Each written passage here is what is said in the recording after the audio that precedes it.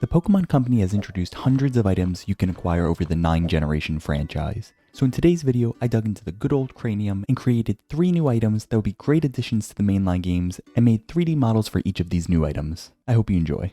The first item that I modeled is the infamous Rusty Bottle Cap. If you've played the mainline games, you may have coincidentally picked up an item called a Bottle Cap or a Golden Bottle Cap.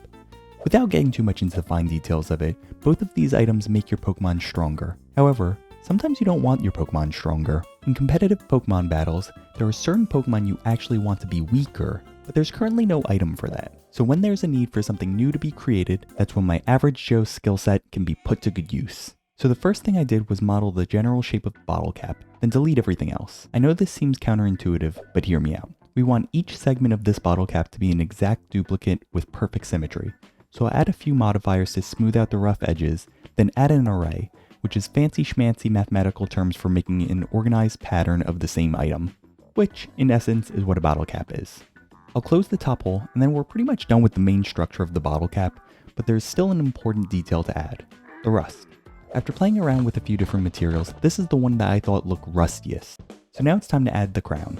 I went over in Photoshop and cut out the original texture of the bottle cap crown, and using a stamp tool I'll just paint on the crown to the top of the bottle cap, and oh my goodness, this looks like a rusty piece of boo-boo. The rest of the bottle cap looks so realistic, I wasn't really happy with the way the stamp blended in, so I figured it would look better to actually add the imprint into the bottle cap instead of just painting it on top. So using the crown as a reference, I drew out each line individually, then raised certain areas of the crown to make it look stamped into the bottle cap.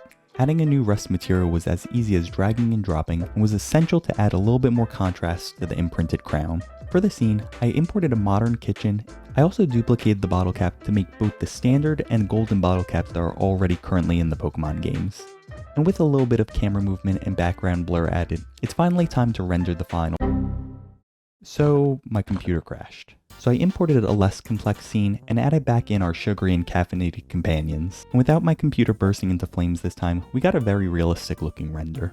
The second item on today's list will be called the Illuminator, which will be a held item. The inspiration of this item is a light bulb, and it'll be used to illuminate those ghost and dark type Pokemon. Let me explain. While being held by a Pokemon in battle, this item will allow the user to deal 1.5 times damage with any electric type move to a target that is ghost or dark. After shaping the light bulb, the part that will give this item some real character is the filament and coloring.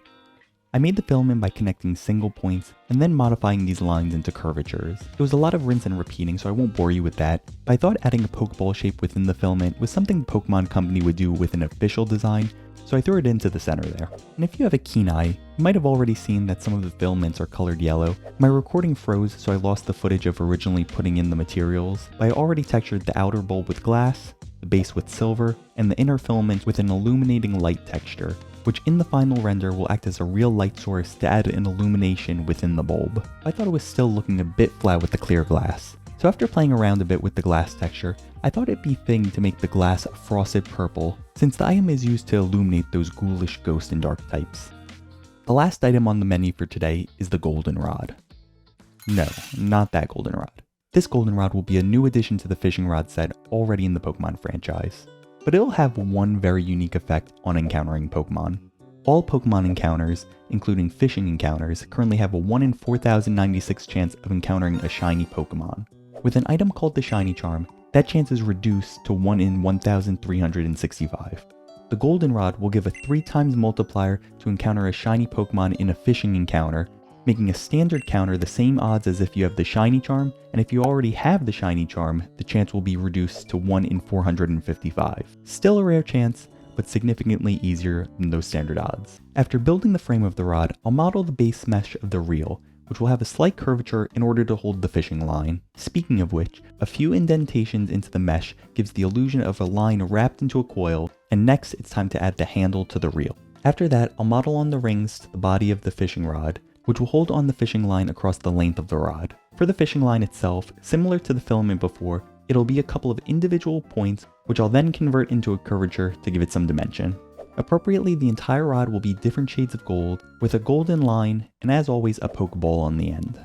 For the scene, I thought it would be kinda cool to add a water texture with Magikarp jumping in the background, so I quickly modeled a simple carp, and used it as a reference for a node system to make many carps flying in the background. And with a little bit of background blur to add focus to the spinning rod, here is the final render. And there you have it. Let me know what you think about these items. But before you go, one more cool thing about the goldenrod is that if you put the reel into the water, it'll catch a big old subscribe.